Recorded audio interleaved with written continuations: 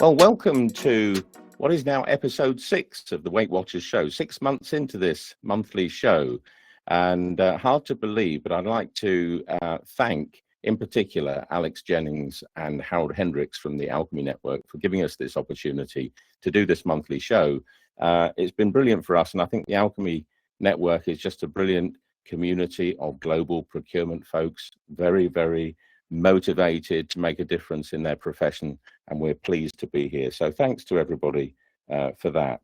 Now, some of these conversations we have in our monthly Weight Watchers show are a little bit academic, a little bit philosophical, right? But not today. This is going to be very practical because Good Business Pays has always been about being a practical organization, trying to find practical solutions to the difficult problem of payment culture to try and solve. So forgive me if I spend a few minutes now just telling you what we're going to talk about today, and importantly, why. Now, for the past 4 years, Good Business Pays, and in particular myself, we have watched big companies try to pay faster. I can see it every month in the data. I've just got off the phone from the Department of Business and Trade where we review the monthly data. Companies are trying to pay faster. And more importantly, when I talk to business leaders and talk in conferences, I can see more heads nodding from business leaders saying we need to pay faster. Indeed, Alex Jennings was wearing a procurement says no t-shirt this morning and saying procurement says businesses need to pay faster. And politicians, of course, have also joined that campaign in a way. Politicians of all flavor, right, have joined the campaign to try and solve the problem of late payments. And next month, in next month's Weight Watchers show, we'll be bringing you some news about regulations coming in early next year that will tighten things up in this area. And when those things are tightened up in that area, a few things are going to happen.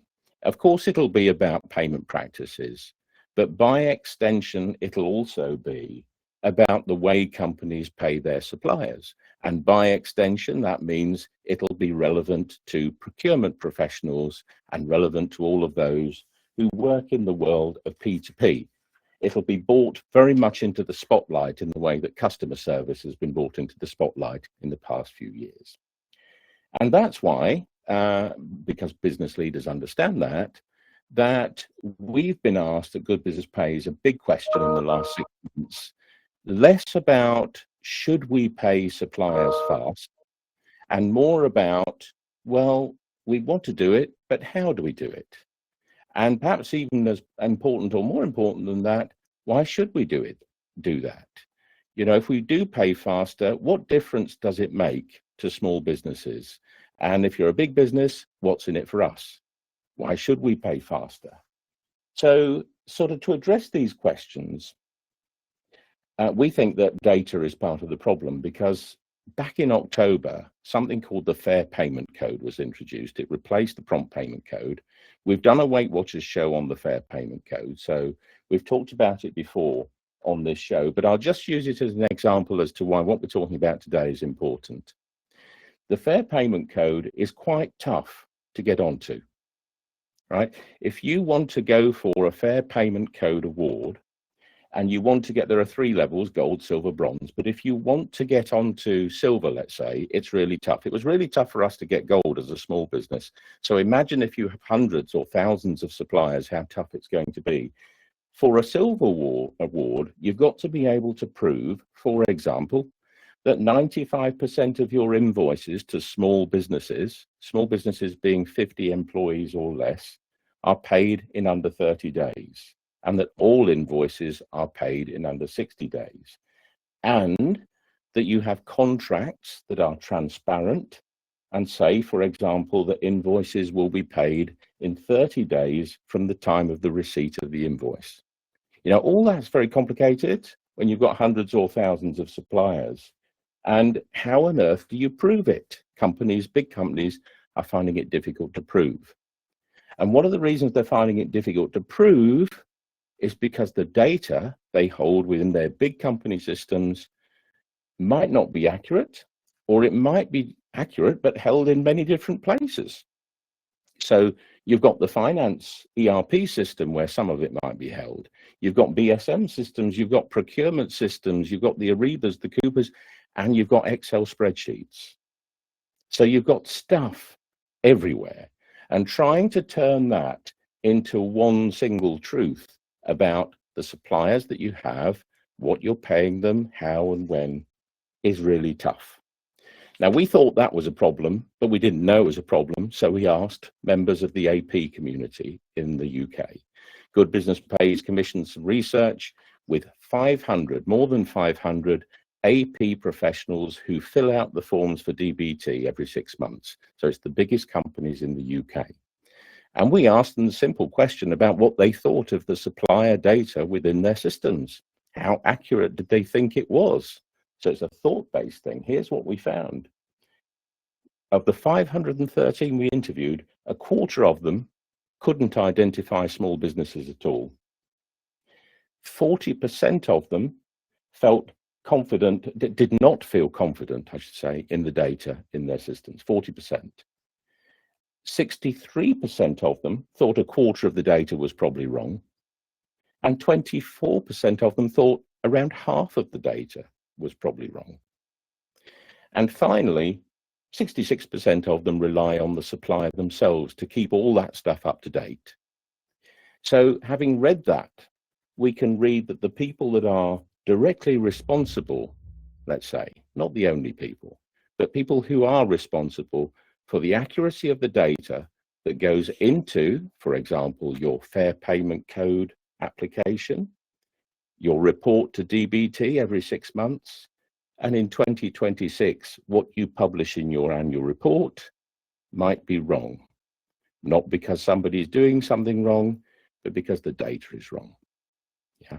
So that's a big intro to one of the problems here around data. Now, how do we solve that problem? Because we're a practical organization.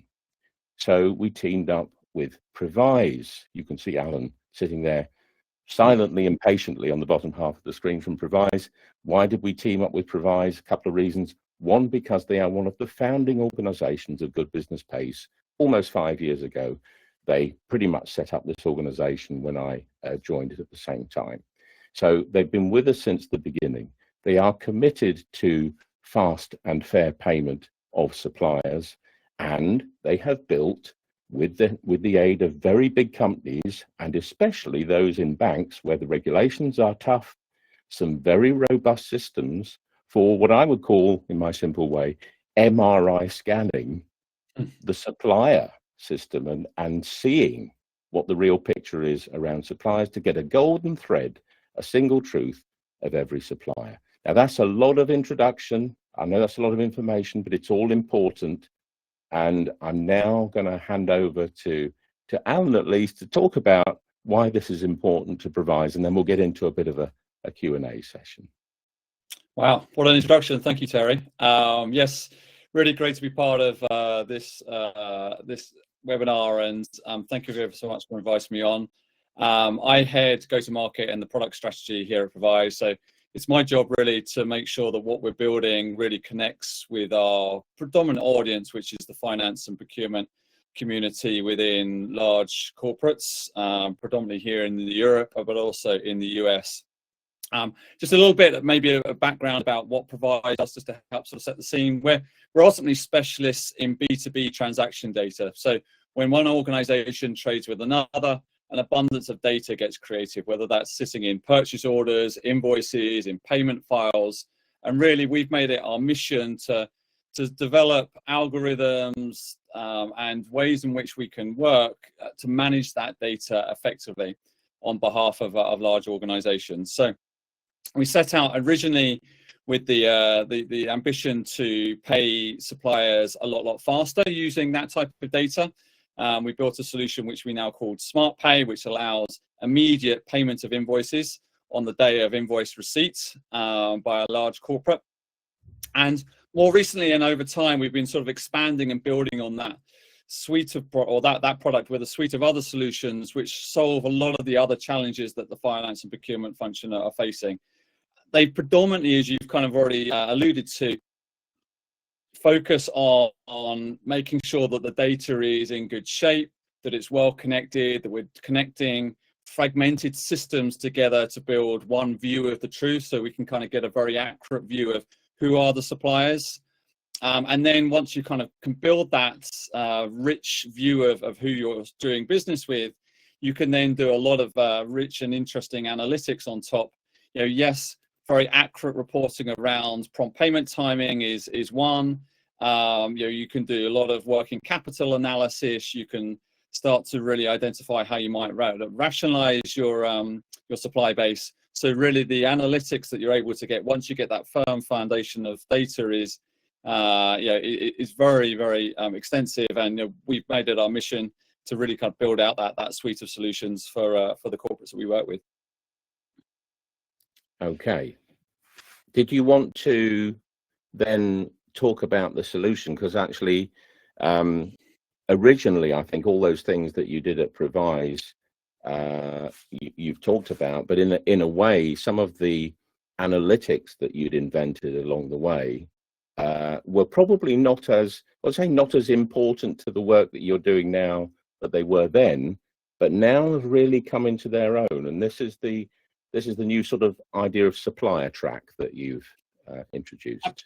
Absolutely. So over the time, we've analysed somewhere over $350 billion worth of spend from a variety of different ERPs of large corporates, both on this side of the pond and in the US.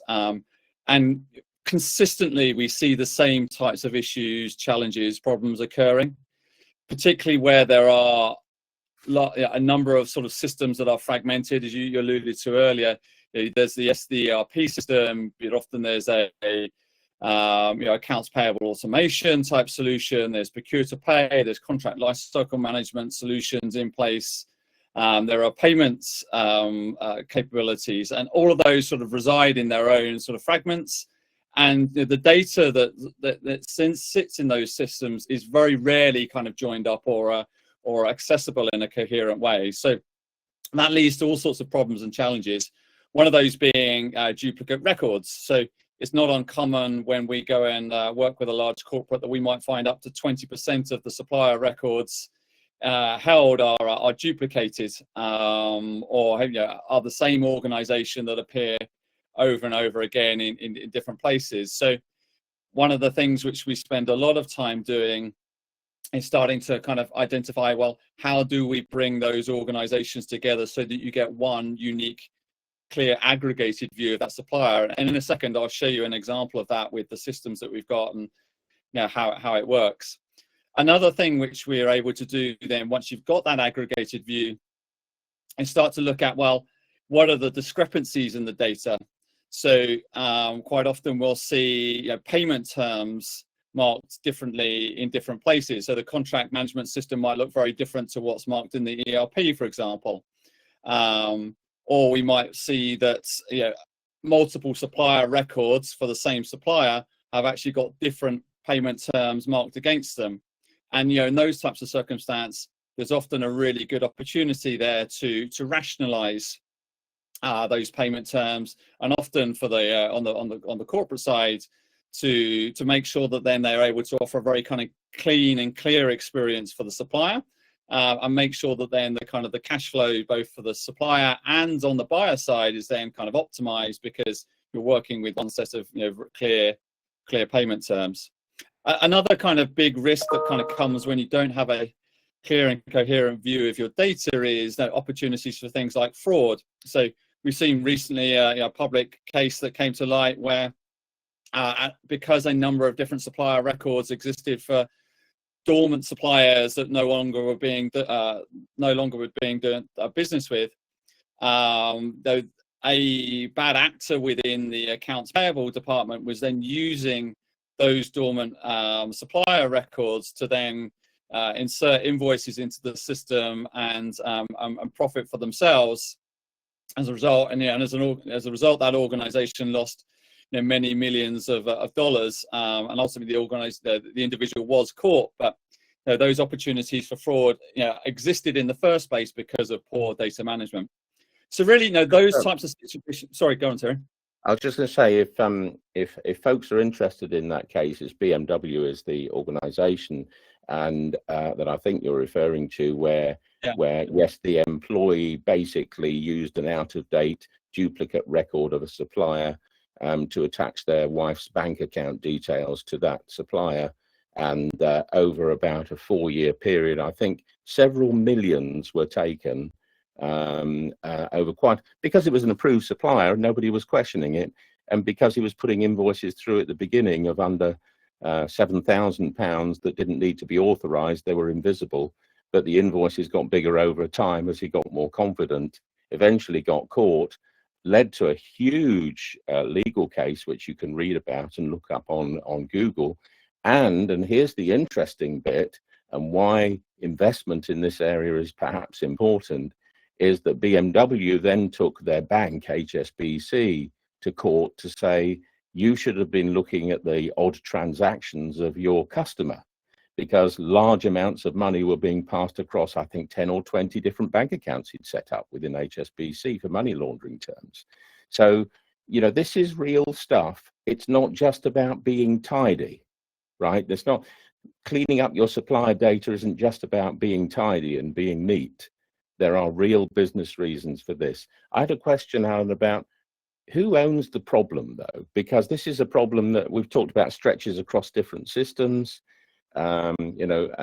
Participants, Alex or somebody in the room might have a view better than me on this, but who kind of cares about this? Is there an ultimate owner?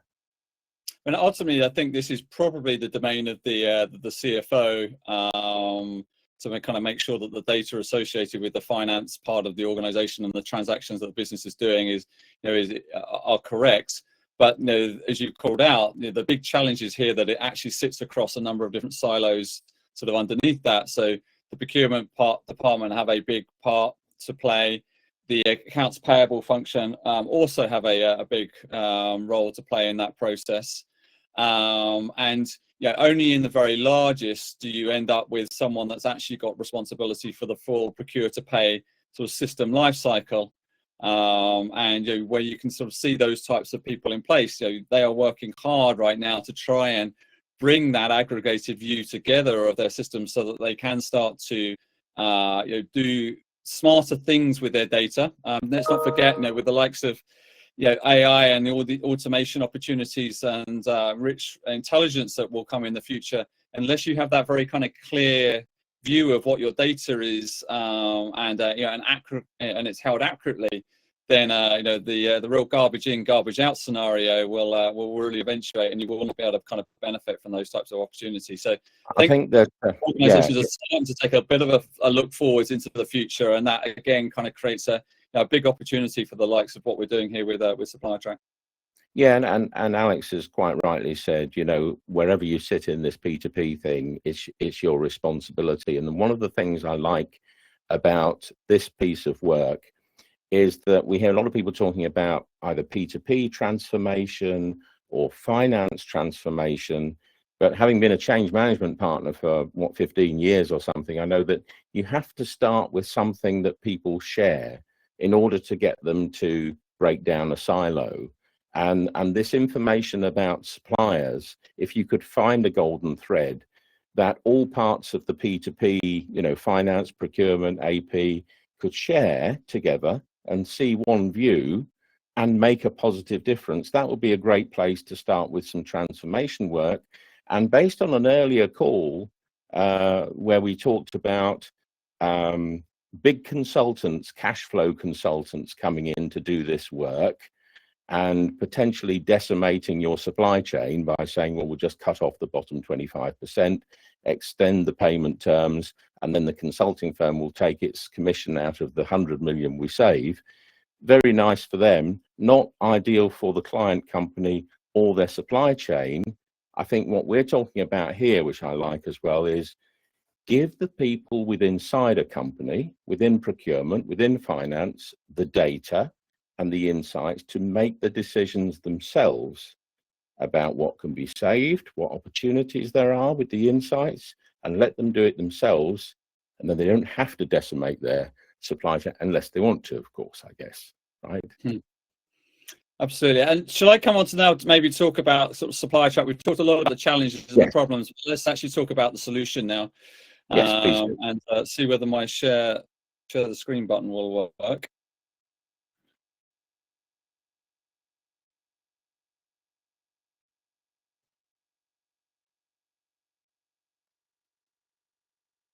How's that? Is that working for you? That's working. Yes. Yes. Super. Into slideshow mode.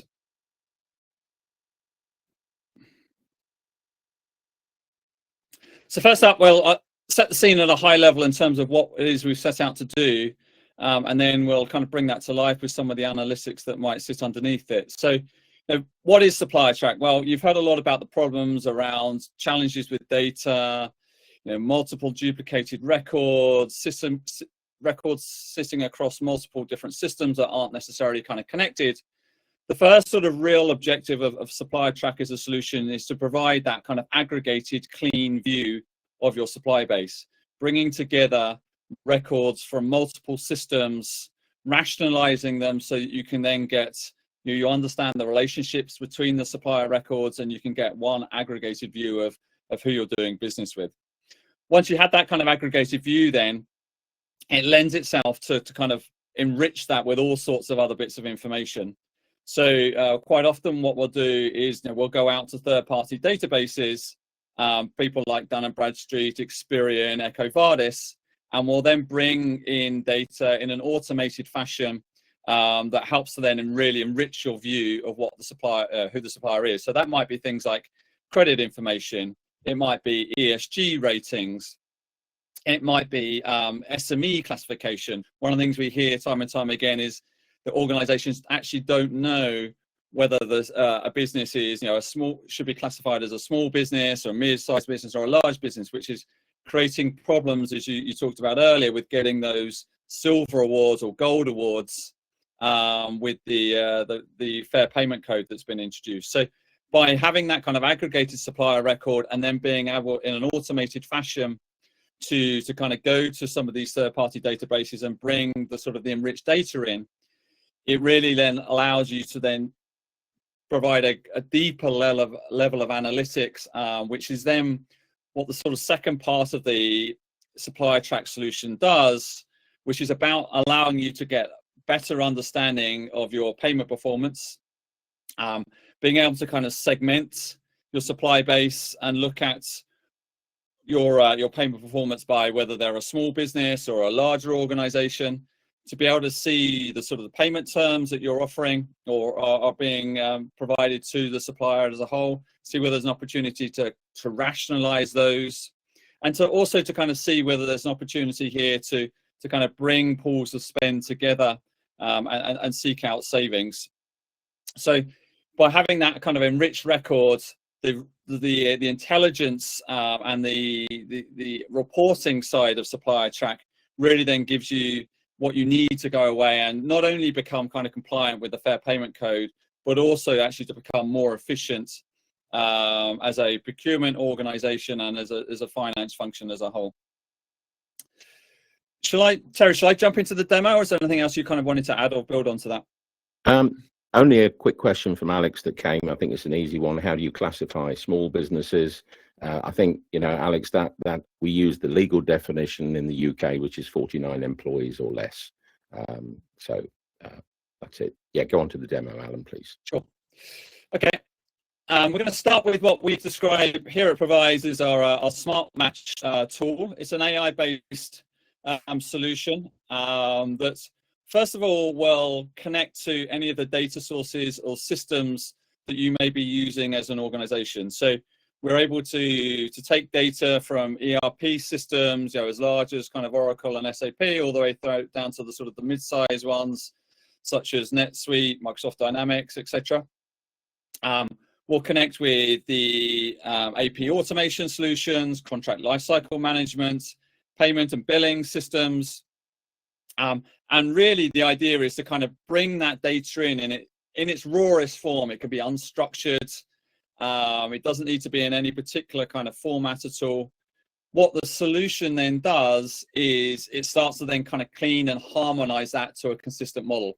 So in this demo here that you can see, we brought in, this is real data. We've anonymized it to make sure that we're protecting the innocent. But it has data from a buyer's system. It has 4 different divisions. These divisions it was a global organization, 4 different ERP systems. 4 of them were on different SAP systems. And then there was another Oracle one that had been bolted onto the organization through acquisition. What it's then also done is we've used a variety of different enrichment sources. So we've gone out to places like card networks, merchant acquirers, and places like Dun & Bradstreet to bring together, a richer view of kind of firmographics for this organization. Things like registered address, turnover, etc. You'll see in the data, and that's being provided in a second. That you'll see in a second by the likes of Dun & Bradstreet. The system here is sort of focuses on one organization that we've been able to identify in all of those data sets. So think about this happening many thousands of times over, depending on the number of different supplier records you've got. And we're just taking one kind of case study here of a particular supplier organization that's illustrative of a lot of the sort of types of challenges that we see with the large enterprises that we work with. So having connected with all the buyers' kind of ERP systems, what the system has been able to do here is identify that there are 125 different instances of AT in the master files. So you can see them here. Some of them appear on multiple times, but there are all sorts of different permutations of AT&T in that solution. They've all got slightly different locations, and again, the system is looking at some of the locations that may be marked on the in the ERP system, the master vendor file, or on the invoices that are being received, so that we can start to kind of aggregate or build a view of, well, where are some of these organizations located? And all this starts to help to sort of understand and build up a richer picture of, well, who is it sort of specifically that we're doing business with, and how, and sorts of things on the how side, start to bring together the sort of payments terms. So you can see here across all these different AT&T entities, some of them are on immediate payments, some of them are on net 45, others are on net 30, etc. So actually there's a really variety of different payment term arrangements that are all being marked across these different AT&T organizations that we found in the vendor file.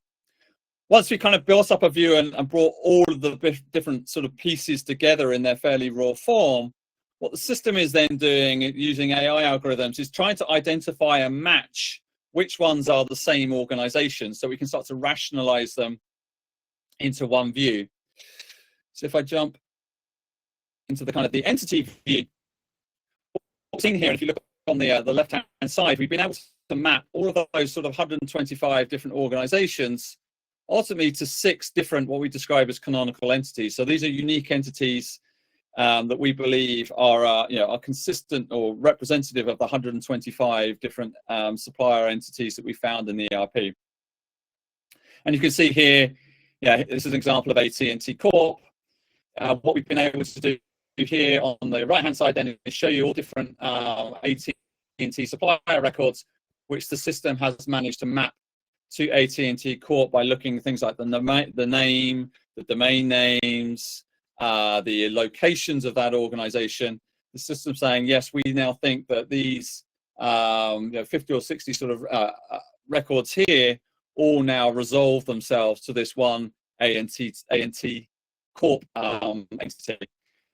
And then because we've now been able to identify that one sort of corporate record, we then started to bring in some enrichment information. So this is fairly standard type of information that you might be able to gather from the likes of a Dun & Bradstreet or an Experian.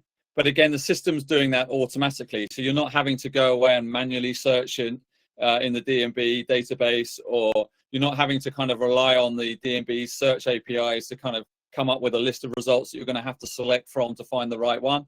Here, the system said, yes, this is exactly the right record, and I'm now going to enrich it with some additional data points. So we started to pull things like the industry classifications, there's a measurement of kind of credit risk here.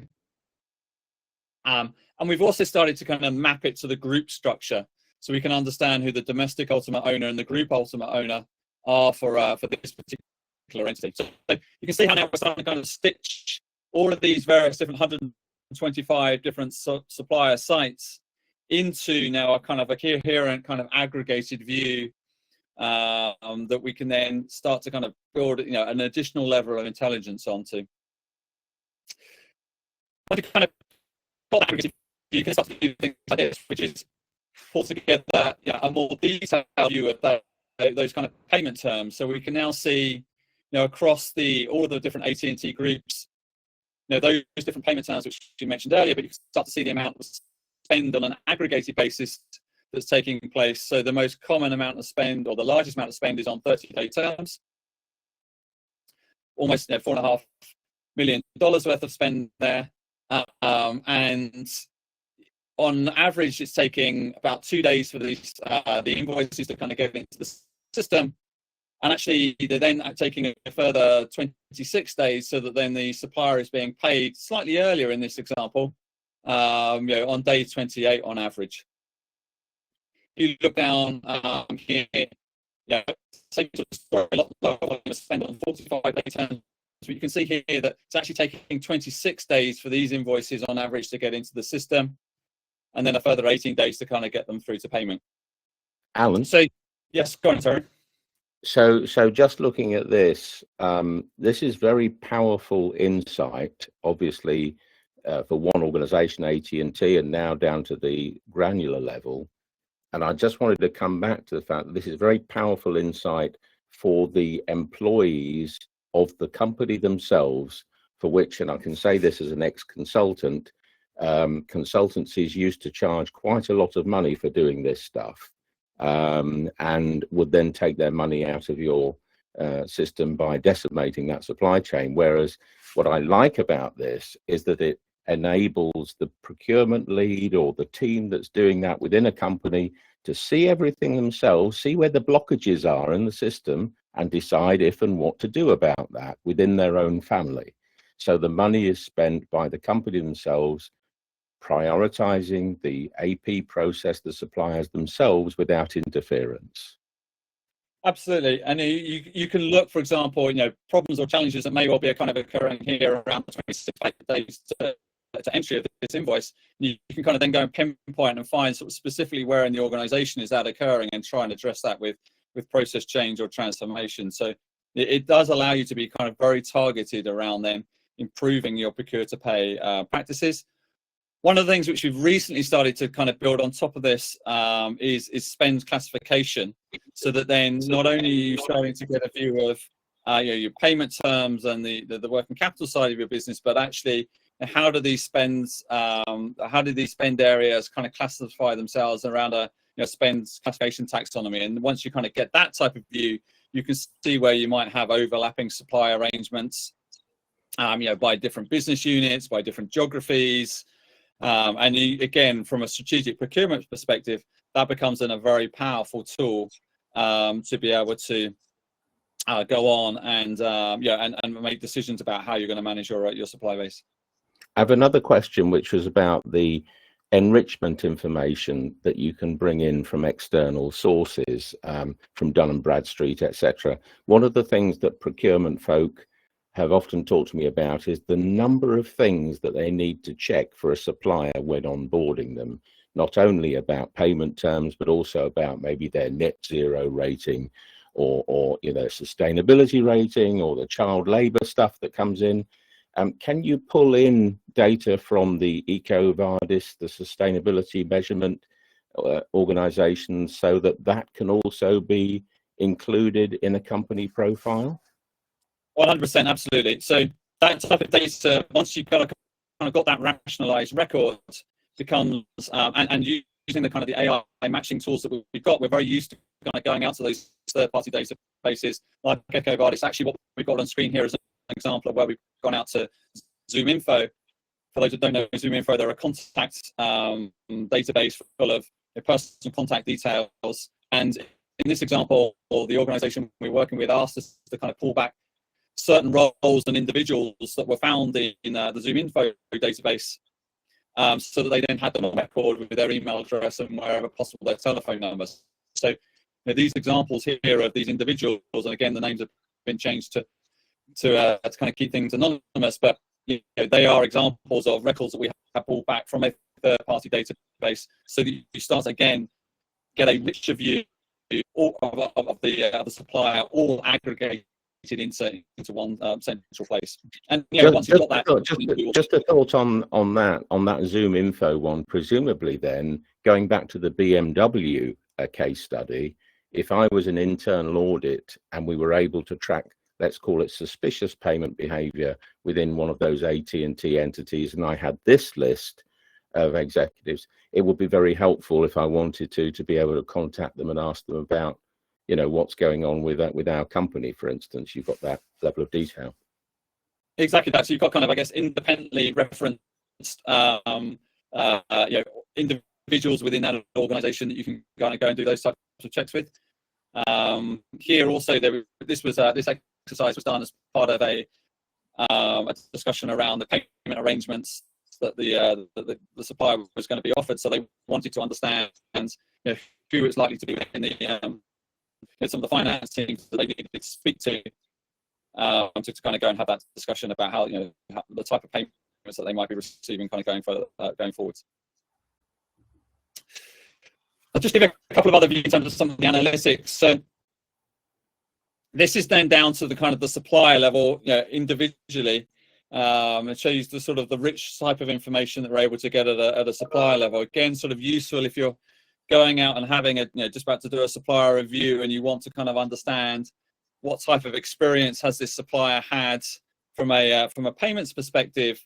Here you can see, and this is an example of a supplier's aggregated kind of record. You can see the time of the month. That's still showing. Yeah, it is. You can see the time of the month that the invoices are typically received. You can see what that spend kind of looks like over a year, or the last 12 months. You can then also see on the right hand side here the kind of the aggregated sort of position in terms of amount of spend with the supplier. You can see the payments kind of behavior or experience. So the red line here is the days after due that these invoices were paid. So you can see, in May 23, the supplier was being paid, almost 10 or so days late, but then it kind of reverted back to kind of normal on terms payment timings for a couple of months, and then it's flipped back to sort of 10, 12 days or so after payment. There's a bit of earlier payment here in October before then going late again. So if you're trying to understand really what's been the experience of a supplier on their side in terms of payments, this type of view kind of helps to kind of really build that out. And also then you can kind of then drill down into at a transaction level, what were the individual invoices that were really contributing to some of that type of payment behavior. So this is just the kind of the payment side, but I thought I'd just sort of show you the sort of level of depth that the analytics go to. That can then be used to inform some of the discussions that might be had with a supplier or setting strategy at a higher level. Question that's coming from Alex is, what happens when you have multiple ERP systems in? Can you go in and mine for the date each month and then consolidate it across this kind of data across multiple ERP systems? Yeah, I mean, this is an example, I think, where the data came, what did I show on screen? I think it was 5 different ERPs. So through acquisition and ultimately setting up a global organization, they really did get a kind of a fragmented system set. Now, they also had things like AP automation and procure to pay solutions sitting on top of this. And we're taking data in from all of those so that you can kind of build this kind of aggregated view. You can see if a supplier A is supplying to the UK business and also the business in Japan, it'll bring that kind of view together. So you've got the aggregated view of the total amount of spend, even if that's sort of taking place in 2 totally different disparate systems. You can then, once you kind of, because the data that we tend to take in is very rich, down to the transaction level, we are able to kind of see the behavior of each particular, the payments behavior for each particular invoice. So when was it received? How long did it take to kind of get entered? what was the date on the invoice when it, or the marked for term payments, and actually was it paid late or was it paid early? And when you kind of get that aggregated transactional level view, that's really what allows us to do the enhanced level of payment reporting analysis that we believe is a very simple and easy way then to allow organizations to become to put their application forwards for things like the Fair Payment Code, which is where Terry started a lot of this conversation. So that sort of transaction level view, and then the kind of the smart analytics that sits on top, really automates a lot of this, takes away a lot of the headaches and pain that businesses are having to go through, because they're sitting with such a disparate and fragmented system architecture. Yeah, I mean, one of the things, again, I like about this particular set of data is that when you look at the red and the blue lines that tracks payment behavior, let's call it that, or practices over a period of time, you are looking at culture on a page, right? We often talk about payment as a cultural thing, but it's very difficult to visualize that. But it can be when you see charts like that that bring you that kind of insight. And it's obvious that things go wrong in big companies, right? You might have a new IT system put in, there might be a glitch, who knows what, Marks and Spencer's system goes down for a month or something. Things happen, and then payment practices go off the scale for a little while. And if you happen to be putting in your report and get a bad result in 1 6-month period, it can appear as if you're a bad payer or not a good payer.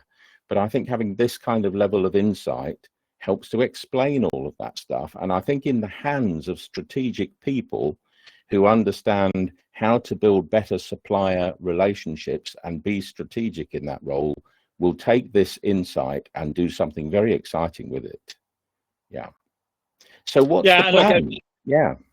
Well, I think a couple of other kind of just points to add. This doesn't become, or doesn't need to ever be, a large IT project transformation project. So the type of analytics that you've just seen on screen there actually can be produced once the data is received within 2 to 3 days. So the way in which the system works is very much plug and play.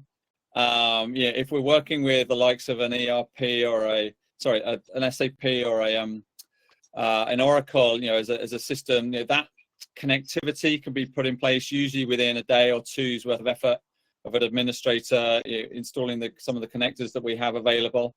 We have a variety of different kind of secure transfer mechanisms if we don't have appropriate connectors available to enable things to kind of be handled slightly more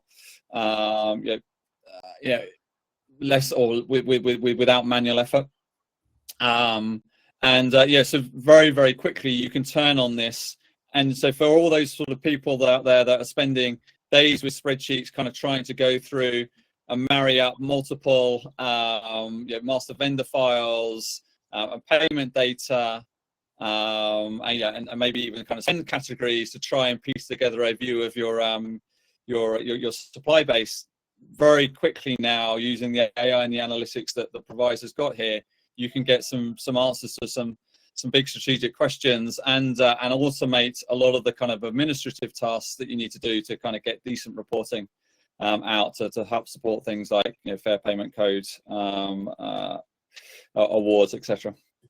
And of course, if you're either a government strategic supplier, or if you're bidding for government work of more than £5 million now in the new Procurement Act rules, means that you have to pay your small business suppliers in under 30 days right through the supply chain. So the cabinet office, those people that purchase public sector stuff will be looking for proof that you are doing this properly.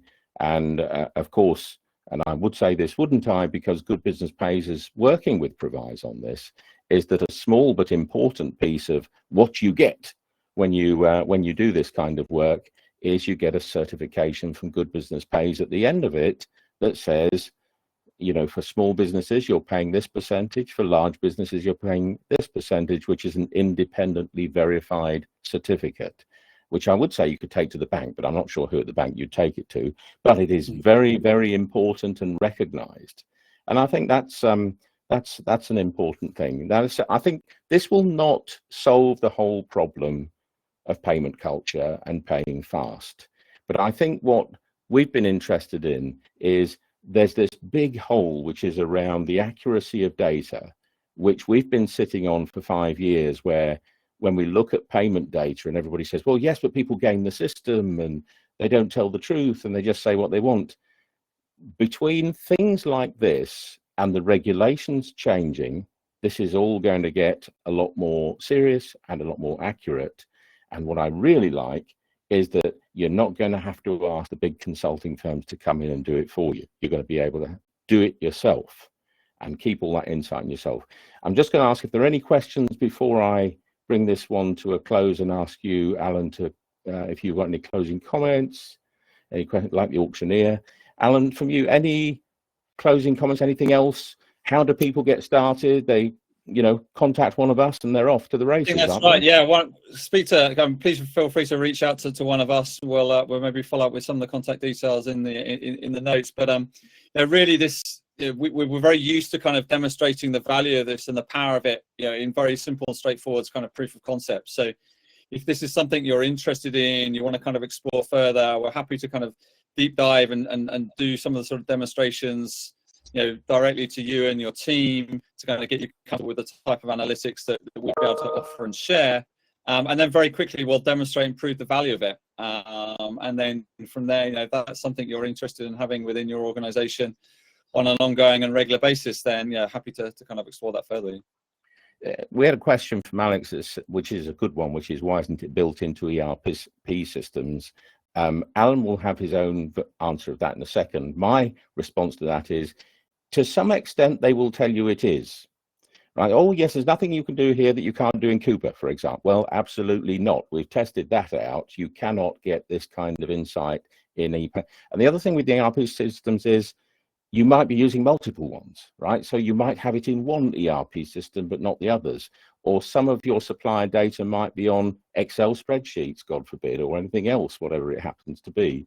So this is about taking all of those inputs and giving you that golden thread of, you've got one truth in terms of what your supplier database and family is. And yes, maybe it'll be built into ERP systems in the future, but then it would need everybody on the same ERP system using the same system to get the value out of it. And I don't know, Alan, if you've got anything to add to that. I think that's right. And the only one thing I'd add, 100% agree with everything you said there, but also the ERP only gives you sort of one point in the P2P lifecycle. And actually, invoices and supplier engagement is happening a lot earlier, and actually to some extent after. And so by aggregating the data that's taking place or residing in the systems that manage the other parts of the engagement, again, you're getting a full end-to-end view of the P2P engagement of that particular supplier, rather than just sort of the ERP's sort of limited perspective. So that's and with the I talked a little bit about the AI kind of automation and intelligence type things that are coming in the future. Organizations are going to need to start to really rationalize that data and that's sitting across multiple systems at the moment to really get a big benefit of of some of the advancements that are going to be coming. Brilliant. Well, Harold joined later the day and talked about interoperability between systems being his favorite topic. So you didn't see it at the beginning, Harold, but maybe you can watch the recording, which will get lots of viewers, we hope. And as I said at the beginning, thank you to Harold and to Alex for allowing us to do now 6 months of the Weight Watchers show. And thanks to Alan for this. Next month, we are going to bring you, as I said, it's a bit of a teaser, some very important news about upcoming regulatory changes and enforcement of current regulation, all sorts of good stuff coming down the track, which is why today was very important, which is about getting yourself fit and ready for this, because change is coming. So thanks, Alan. Thanks, everybody, for joining, and see you on the other side. Super. Thanks, Terry.